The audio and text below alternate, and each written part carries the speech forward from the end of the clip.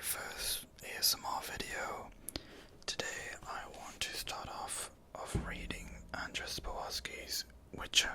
This is The Last Wish, which is the very first entry. I do apologize for any weird sounds or anything like that. This is my very first ASMR video. I'm kind of new to how this works. I've got this microphone that's actually mounted, so I'm kind of fortunate that I have to hold it, because before I actually was holding it. So I'm going to read a chapter and maybe a bit of The Witcher. I'm a big fan of The Witcher. I've read the books. I read the first two, I haven't read the other one. I just haven't had time. Maybe through this series I'll read it as I go along with it.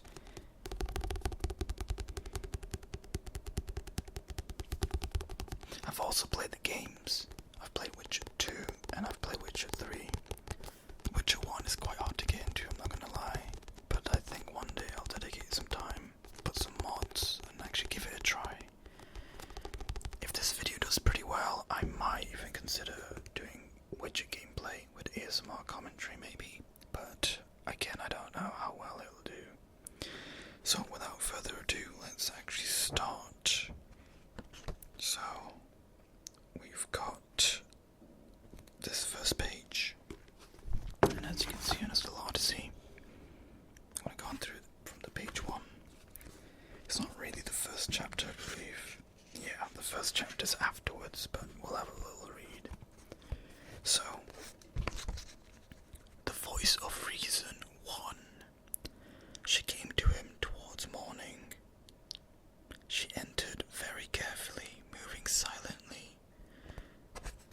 I have to crease it a little like this. I don't like doing this, but I have to. So again, she entered very carefully, moving silently, flowing through the chamber like a phantom. The only sound was that of her mantle brushing her naked skin, yet this faint sound was enough to wake the Witcher. Or maybe it only tore him from the half slumber in which he rocked monotonously, as though travelling through fathomless depths, suspended between the seabed and its calm surface amidst the gently undulating strands of the seaweed. He did not move, did not stare. The girl flitted closer, threw off her mantle, and slowly, hesitantly rested her knee on the edge of the large bed. He observed her through lowered lashes, still not betraying his wakefulness. The girl carefully climbed onto the bedclothes and onto him, wrapping her thighs around him, leaning forward on straining arms. She brushed his face with hair which smelled of chamomile. Is that an actual chamomile? My bad. What is that? Is that like a scent? Determined, and as if impatient, she leant over and touched his eyelids, cheeks, lips with the tips of her breast. She smiled very slowly, delicately, grasping her by the shoulders, and she straightened, escaping his fingers. She was radiant, luminous in the misty brilliance of dawn. He moved, but with pressure from both hands. She forbade him to change position, and with a light of decisive movement of her hips, demanded a response. He responded. She no longer backed away from his hands. She threw her head back. She shook her hair. Her skin was cool, surprisingly smooth. Her eyes, glimpsed with her face, came close to his, were huge and dark as the eyes of a water nymph. Rocked, he sank into a sea of chamomile. I don't know why I keep punching that. As it grew agitated and seethed. I'm so curious to find out what that means. That was the very first page, which, to be honest, is just, I think, like an introduction.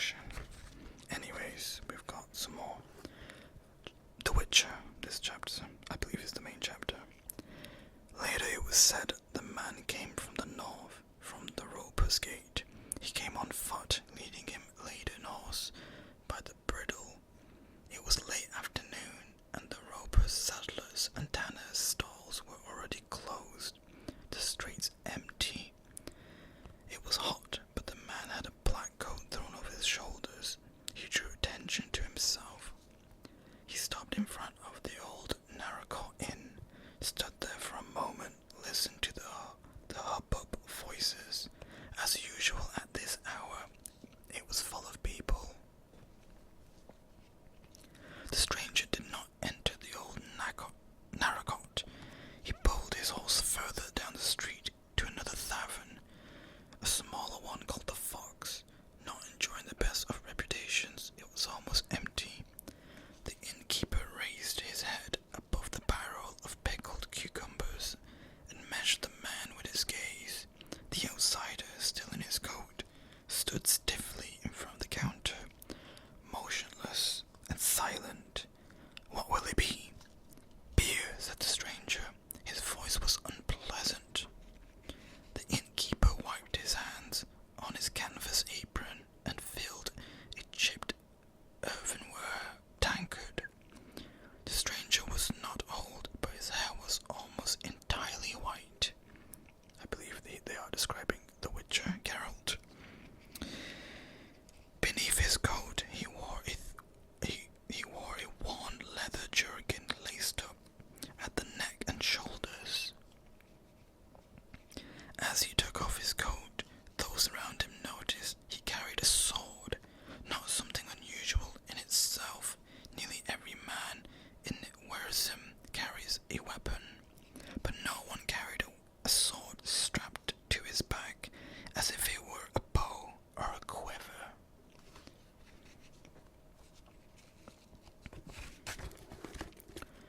The stranger did not sit at the table with a few of the guests. He remained standing at the counter, piercing the innkeeper with his gaze. He drew from the tankard. "I'm looking for a room for the night." "There is none," grunted the innkeeper, looking at the guest's boot, dusty and dirty. "Ask at the old Narracott." "I would rather stay here." "There is none." The innkeeper finally recognized the stranger's accent. He was a Revivian. "I'll pay." The outsider spoke quietly, as if unsure, and the whole nasty affair began. A pockmarked beanpole of a man, who was from the moment the outsider had entered, had not taken to his gloomy eyes from him, got up and approached the counter. Two of his companions rose behind him, no more than 2 paces away. "There's no room to be had, you Revivian vagabond," rasped the pock-marked man, standing right next to the outsider. "We don't need people like you in Wesam. There's a decent town." "Oh, my bad. This is a decent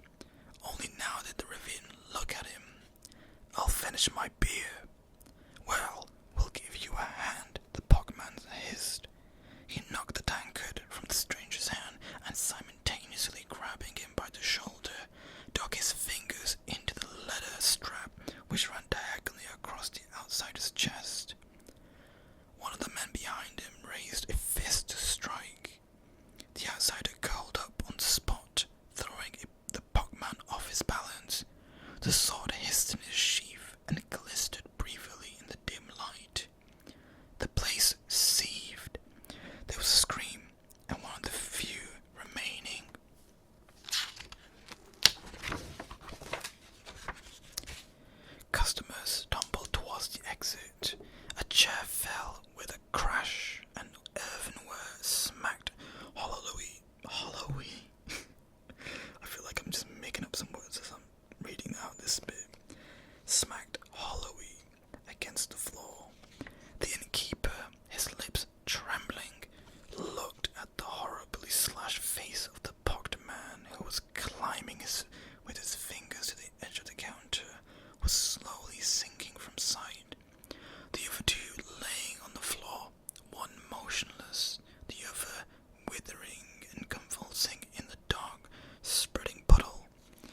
A woman's hysterical scream vibrated in the air, piercing the ears of the innkeeper, shuddered, caught his breath, and vomited. The stranger retreated towards the wall, tense and alert. He held a sword in both hands, sweeping the blade through the air. No one moved. Terror, like cold mud, was clear on their faces, paralyzing limbs and blocking throats.